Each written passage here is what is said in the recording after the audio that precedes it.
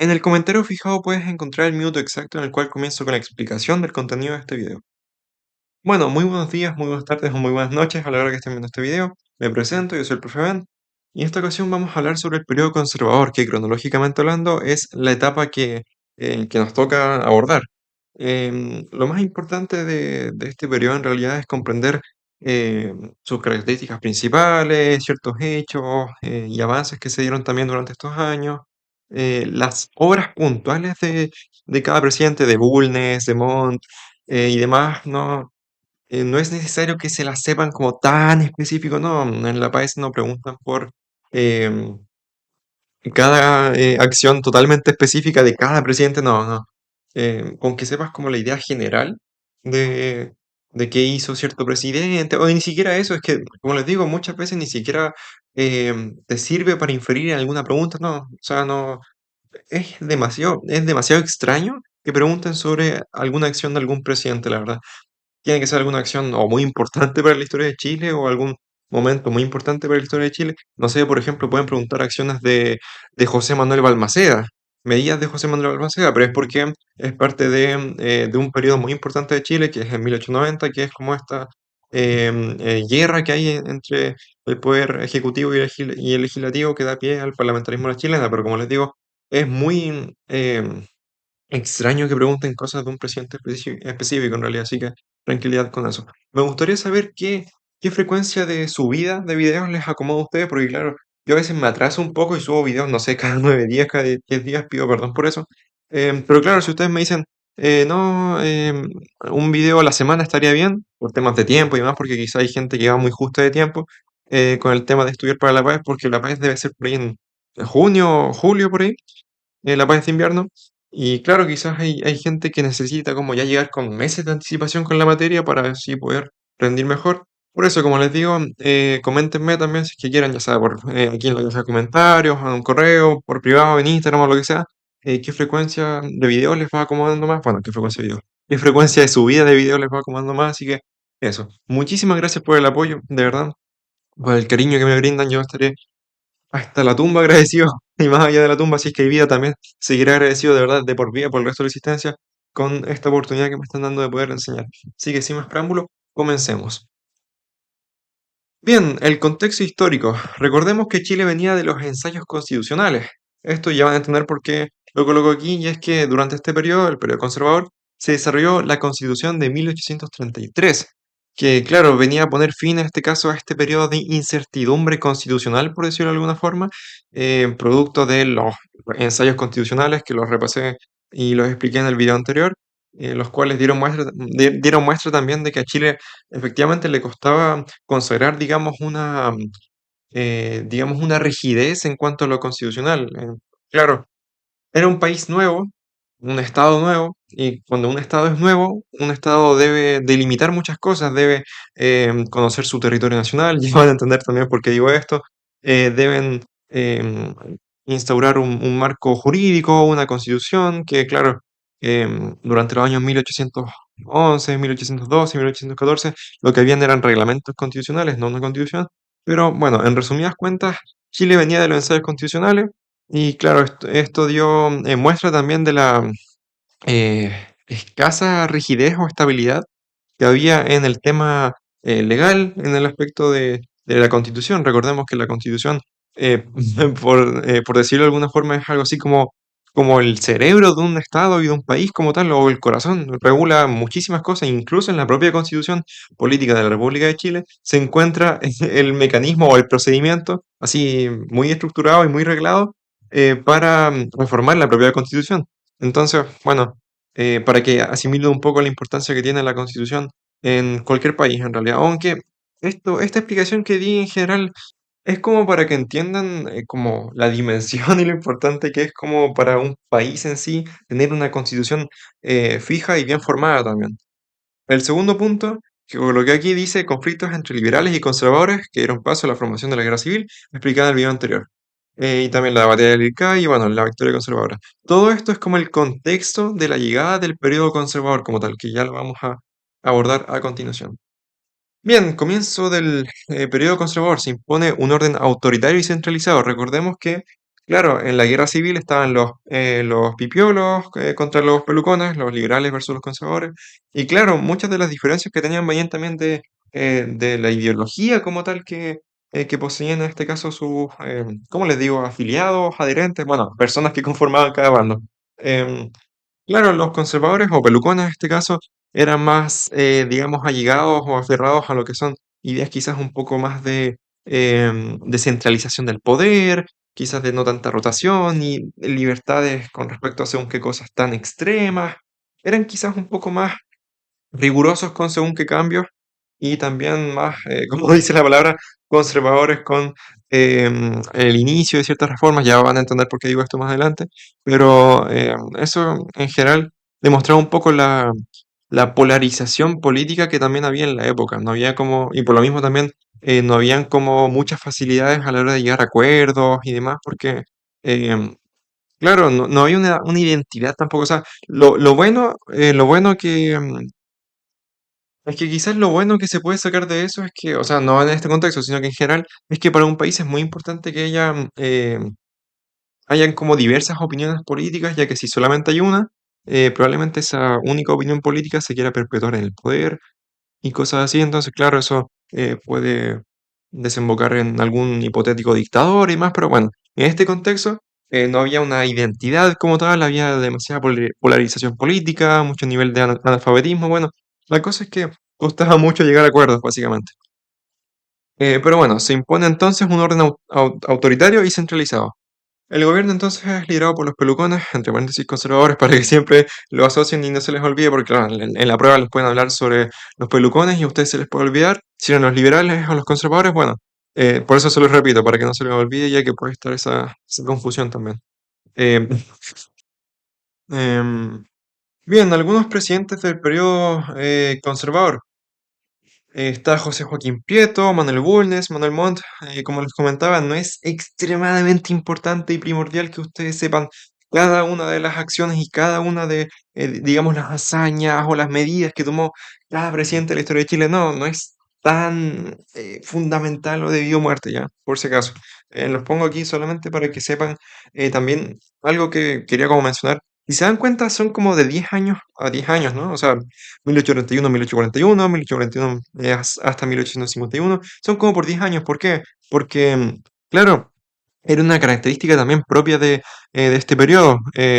Después, más adelante, los presidentes empezaron a ser por 5 años y demás, después unos años más adelante, luego se redujeron. También han habido casos más específicos en la historia de Chile donde algún presidente ha estado 6 años, por ejemplo. Entonces, bueno, pero este periodo se caracteriza por eso, por presidentes cada 10 años en este caso.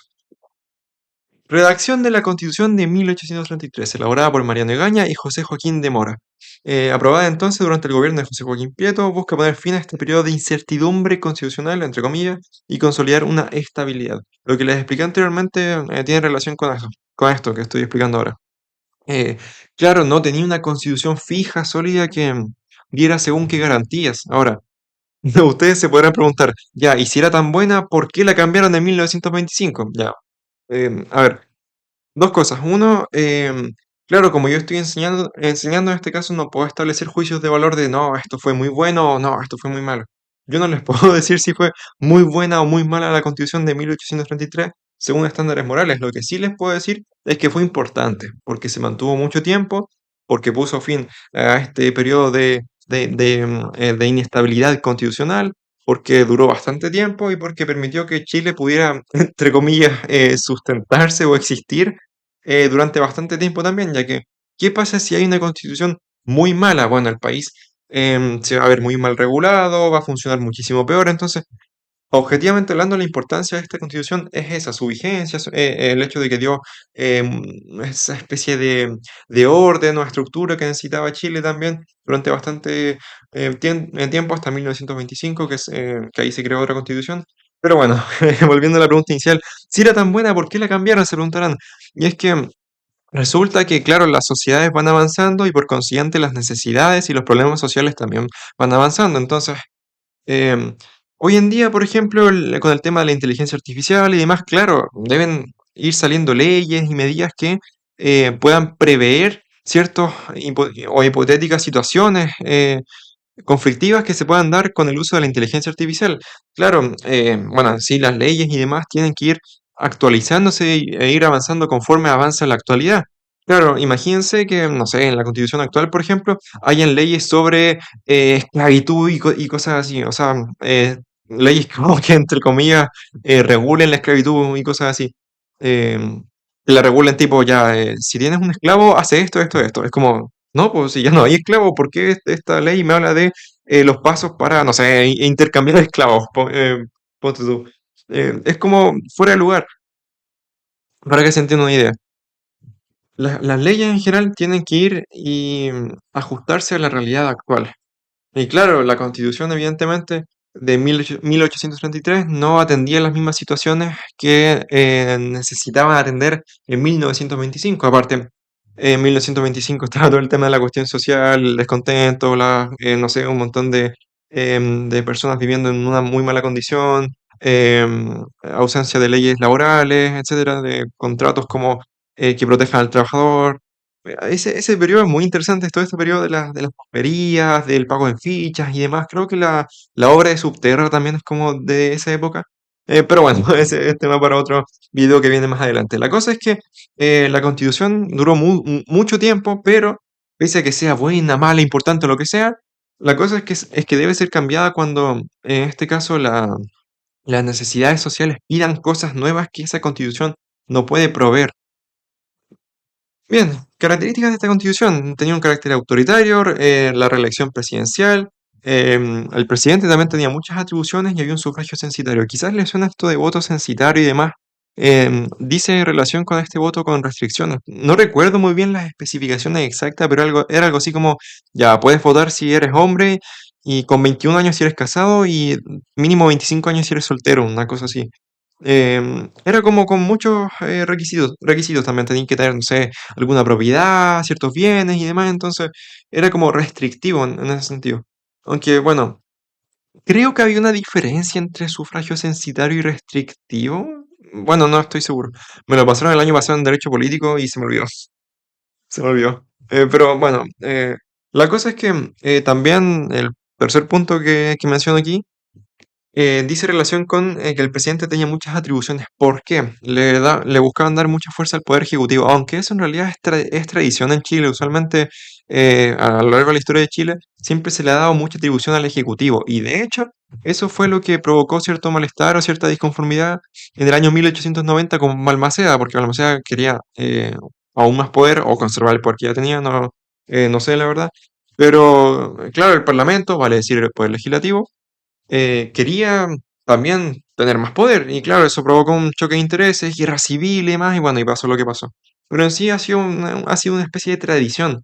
El hecho de que el Poder Ejecutivo, vale decir el presidente de la República, que en Chile posee el cargo de jefe de Estado y jefe de gobierno, porque hay otros países donde una persona es el jefe de Estado y otra persona es el jefe de gobierno. Pero bueno, en Chile el Poder Ejecutivo entonces sería el presidente. Y claro, hemos visto que a lo largo de la historia han habido ciertos conflictos y demás, y bueno, hay mecanismos de regulación a día de hoy, esto es fuera de la materia, pero les sirve mucho saberlo. Hay mecanismos de regulación, vale decir, hay ciertas leyes que regulan la interacción entre el presidente y el Congreso en este caso. Está este tema eh, ¿cuánto se llama?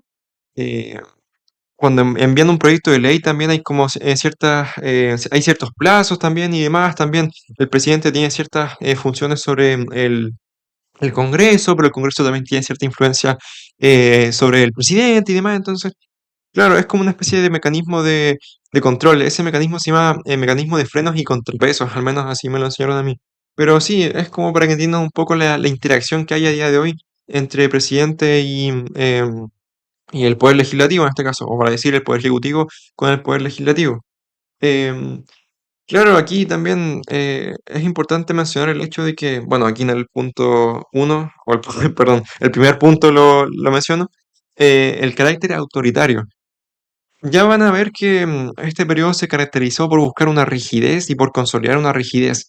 Aquí la iglesia también tenía muchísimo poder, pero también más adelante hubo un conflicto entre iglesia y el Estado, en el conflicto o la situación llamada la cuestión del sacristán, que es es un caso o situación que sí ha salido en preguntas de la PAES, así que es importante también que le pongan atención. Pero en realidad que le pongan atención como a la idea general de qué pasó y qué representó, ya no necesariamente como, no sé, casi que las frases que se dijeron, no, no, o sea, que comprendan qué significó y qué impacto tuvo, ya con eso está más que suficiente, cuando en un rato más explique la cuestión del sacristán. Pero bueno, este periodo entonces se vio marcado por el carácter autoritario propio de la ideología conservadora en este caso. Buscaban un poder centralizado, un poder fuerte, un poder ejecutivo y demás em, que pudiera imponer orden en el país.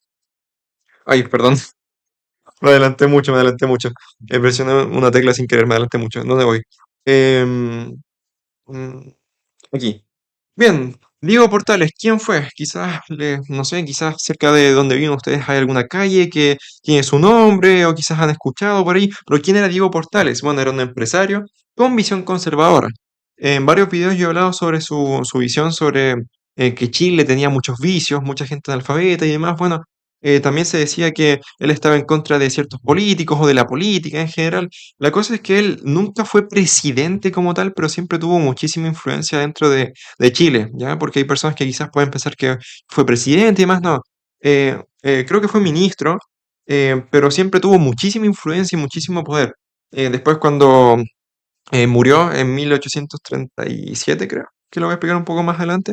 También hubo mucha controversia, muchas personas que estaban indignadas y conmocionadas por su asesinato, otras personas que, no sé, que quizás eran detractores de él, que estaban como un poco más aliviados, no sé. Como les digo, había cierta, digamos, polaridad en realidad de ideologías que se vio marcada también en la guerra civil y que la balanza se inclinó hacia el favor de los conservadores en este caso, dada la guerra civil, ya que ellos salieron ganadores.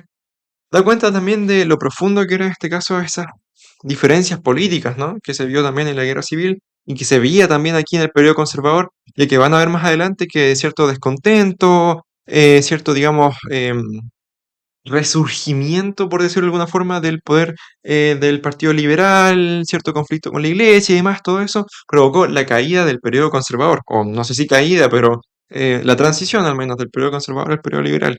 Em, pero bueno, entonces era una figura clave del orden conservador y era un promotor de un Estado fuerte y centralizado, propio también de la ideología conservadora. Muerte de Diego Portales, asesinado en 1837 durante el motín de Quillota. Fue tomado prisionero y ejecutado por militares sublevados. Sí, el motín de Quillota en este caso fue una especie de situación o conflicto, como lo quieran llamar, que se dio por el descontento militar que había. Y claro, el asesinato de Diego Portales supuso mucho revuelo en aquella época. Muchas personas que estaban indignadas, que estaban muy en contra de que esto haya pasado, otras personas que eran quizás del periodo, o sea, del periodo, perdón, del partido liberal, o no sé si partido, pero del bando liberal, que eran del bando liberal que estaban quizás esperanzados por la oportunidad de poder resurgir en el mapa político y empezar a impulsar un crecimiento de su arista política, por decirlo de alguna forma, o de bando político, por llamarlo así.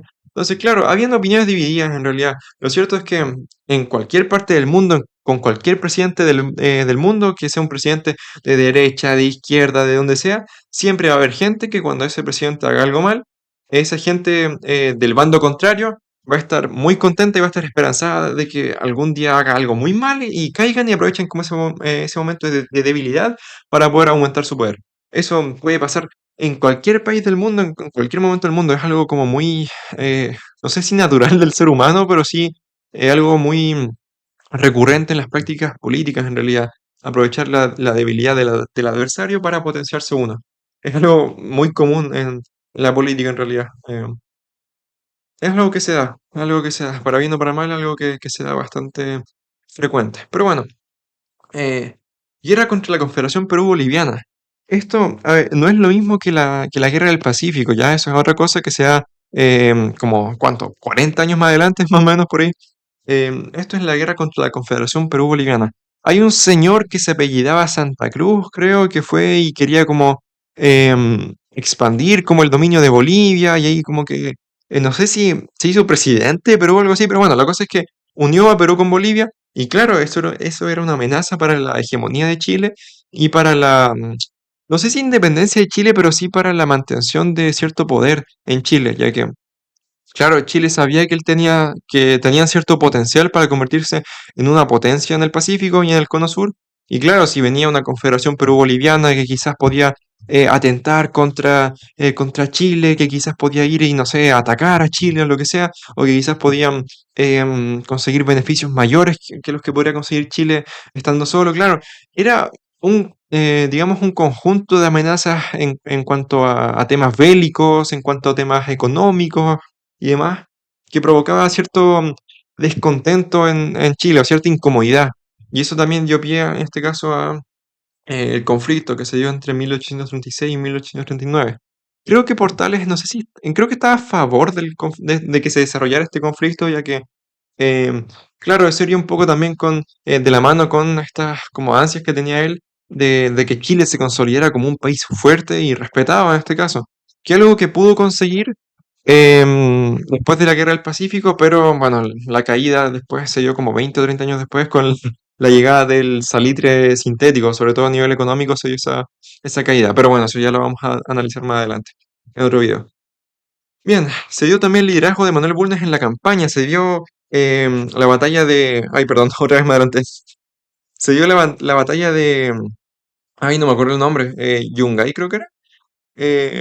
A ver si está por aquí. Aquí está, sí, la batalla de Yungay. Es una victoria decisiva de Chile. Claro, Chile vio que se da esta confederación Perú-Boliviana, entra en un conflicto y demás, y Chile sale victorioso.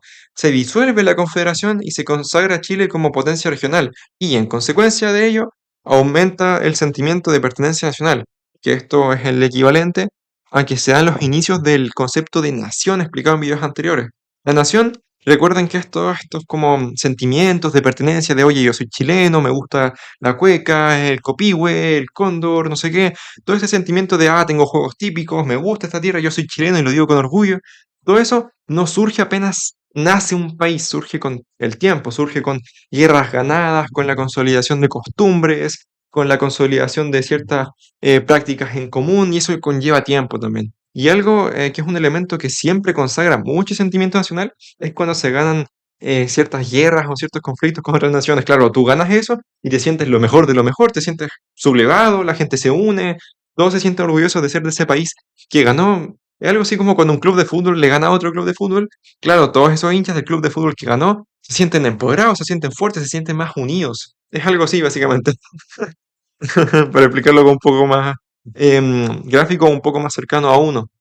Eh, Bien, avances políticos del periodo. Estamos en el periodo conservador, recordemos, y se da lo que es una estabilidad institucional, una consolidación del Estado y un funcionamiento regular de poderes públicos. Aquí lo que se buscaba, como comenté anteriormente, era consolidar cierta estabilidad en lo que es el funcionamiento del Estado. Se buscó consolidar una constitución, que fue la constitución de 1833. Se buscó también dar fin a este caso, o dar término en realidad a este periodo de incertidumbre, donde se probaban modelos, donde se probaban ciertas constituciones que no funcionaban y demás. No, aquí se buscó dar lo que es con la tecla correcta o la tecla exacta para garantizar una estabilidad en Chile. ¿Por qué? Porque es importante que Chile sea estable en lo político, también en lo jurídico, en lo normativo y demás. ¿Por qué es importante? Porque si eso está bien consagrado o consolidado, Chile puede funcionar mejor en las diversas aristas. Claro, si tienes una constitución muy endeble, por ejemplo, o que deja muchos vacíos legales y demás. Claro, ahí el país va a funcionar mucho peor porque va a estar menos regulado y va a tener menos claro qué hacer cuando se dé tal situación o cuando tengan quizás tal problema o tal conflicto. Es muy importante que un país tenga, en este caso, esta especie de em, orden, en este caso, orden en lo político, orden en lo jurídico y demás, porque, claro, los países que cambian a cada rato de constitución, de presidente, no sé qué, no tienen orden y no saben hacia dónde dirigirse, no saben hacia dónde remar, no saben en qué invertir, no saben qué mejorar, no saben nada, y están perdidos en un limbo de constantes cambios producto de la polarización política o producto de la falta de acuerdos, por ejemplo. Entonces, por eso es importante tener orden, en este caso, tener orden.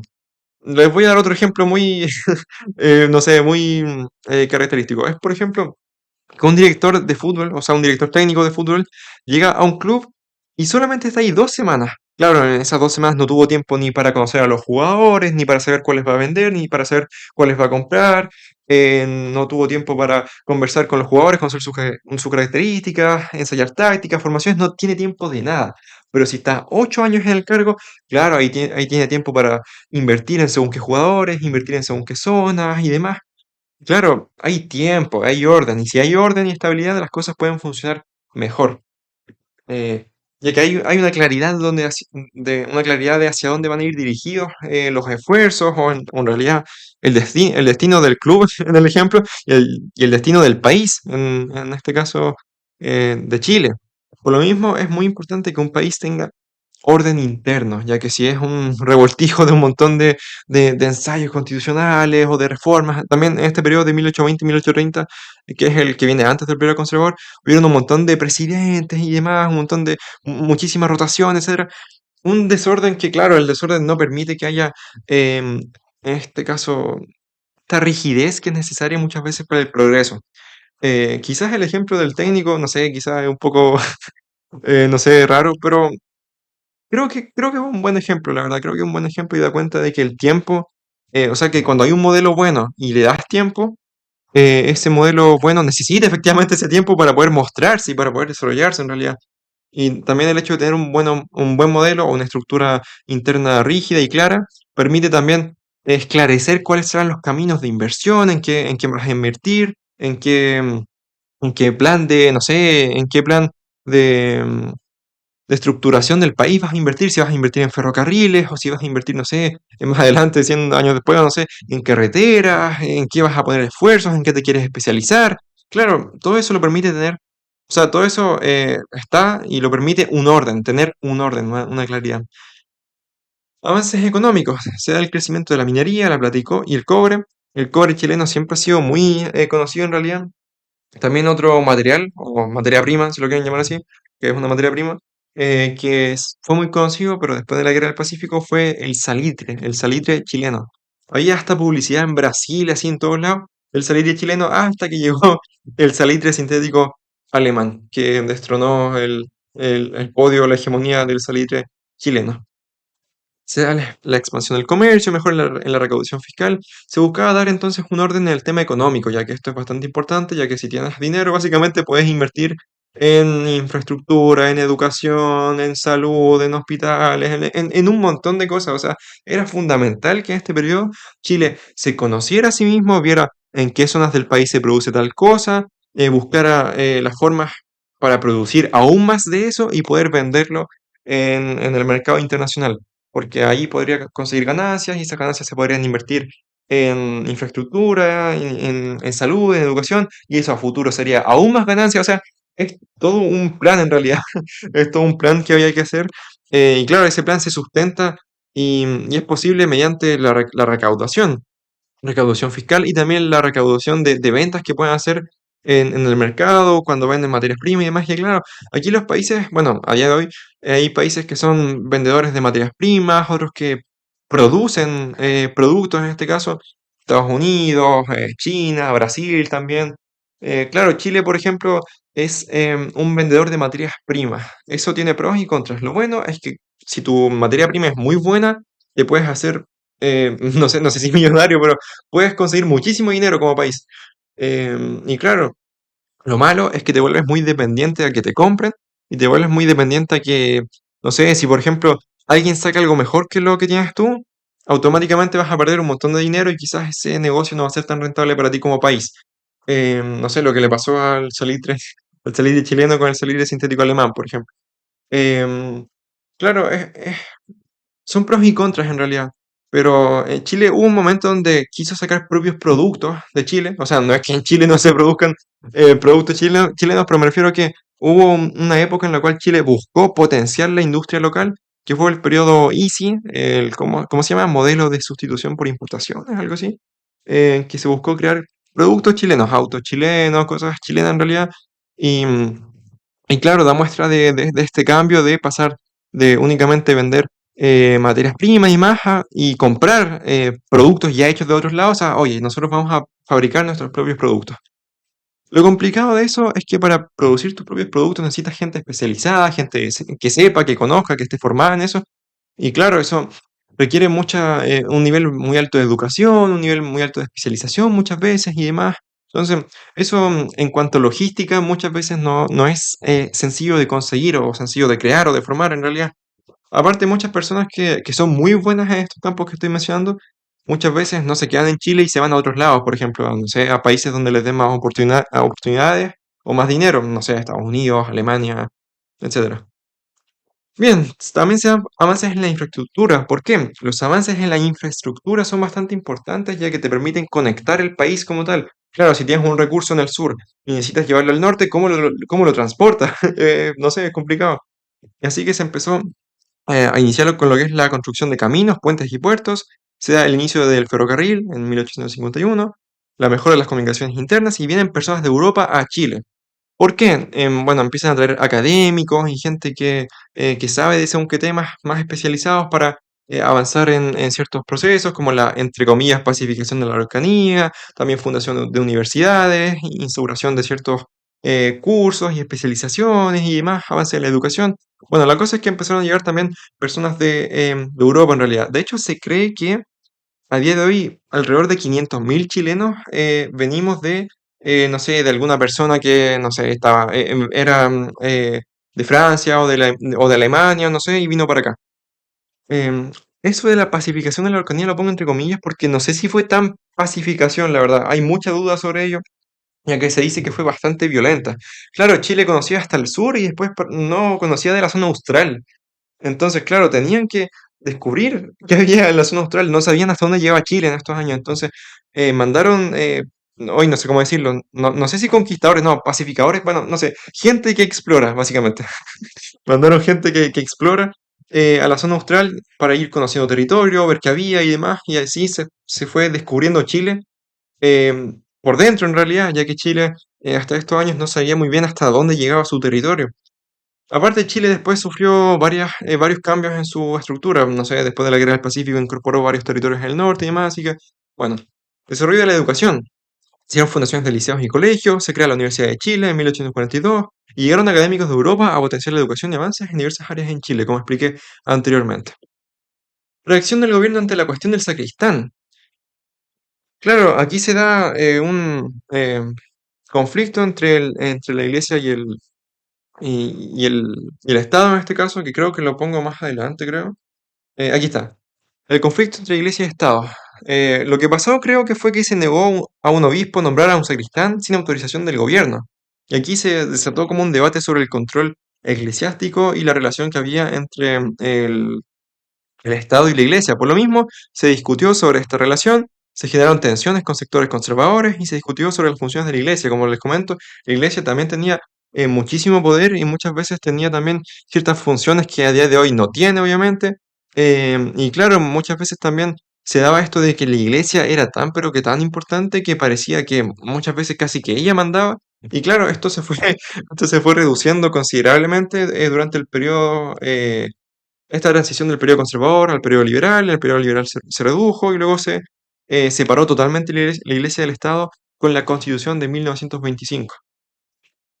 Expansión territorial y defensa. Se dio el reforzamiento del control sobre el territorio nacional, el fortalecimiento del ejército y el descubrimiento, entre comillas, del territorio nacional, que es la zona austral. Como les comenté anteriormente, la zona austral no era conocida por Chile en realidad, o sea, Chile no sabía hasta dónde llegaba su propio territorio, así que por lo mismo era muy importante conocer hasta dónde llegaba y ver también qué recursos había ahí, ya que claro, si hay recursos que quizás no hay en otra zona o que quizás ahí hay mucho de ese recurso, es una potencial vía económica para conseguir ingresos en este caso. Críticas al régimen conservador. Se da una concentración del poder, como expliqué anteriormente, la falta de participación ciudadana, exceso de autoridad presidencial. Este periodo, como comenté anteriormente, se enfocó mucho en la rigidez del poder del presidente y una influencia excesiva de la iglesia. Todo esto generó un malestar generalizado que provocó entonces em, también, como expliqué antes, que el rival, entre comillas, político, aumentara su poder. Entre la difusión de ideas liberales en la sociedad y las críticas al autoritarismo y la presión por reformas y aumento del contento generalizado, provocó que el liberalismo otra vez apareciera en el radar político y pudiera, en este caso, como aumentar su influencia o poder, aprovechando también todo este descontento que había también por la influencia de la iglesia, por la rigidez en lo político, por, entre comillas, esta mano dura propia del periodo conservador, provocó entonces la caída del periodo conservador. Se da entonces la transición hacia el periodo liberal. La cuestión del sacristán se da en el año 1858, por ahí, y la transición se da en 1861 hasta 1871, o sea, como 3 años después. Se empezaron a acumular un montón de cosas, descontento por la rigidez política, tema de la iglesia, descontento por la influencia excesiva de la iglesia y demás. Un montón de cosas que hicieron que, claro, o sea, el Partido Liberal en este caso, empezara a conservar poder y empezara a conservar su influencia en realidad. Claro, todo esto, quieran o no, generó una presión. Siempre que surge un partido genera una presión, y esa presión puede influir en el resto de las personas, esto lo expliqué en el video anterior. Y el hecho de que influya en el resto de personas provoca que el resto de personas se adhieran a ese partido que acaba de crecer o de surgir. Y todo esto en conjunto provocó entonces la caída del periodo conservador y la transición hacia el periodo liberal, que fue desde 1861 hasta 1871. Entonces se da lo que es la victoria electoral de José Joaquín Pérez, que era un liberal, y claro, aquí se da la transición con esos 10 años, y ya en 1871 se podría decir que ahí empieza como de una forma un poquito más estructurada o formal el periodo liberal. Muchísimas gracias por ver, la verdad que en este video me trabé un poquito al hablar, pido perdón por eso, pero creo que la idea general se entendió bastante bien. Este periodo fue bastante importante para la historia de Chile, se consolidó en la Constitución de 1833, se hicieron bastantes cosas, bastante avances, y eso fue bastante importante para lo que es el nacimiento, en este caso, de Chile tal como lo conocemos a día de hoy. Espero que estén muy, pero que muy bien, nos vemos en la siguiente ocasión. Un saludo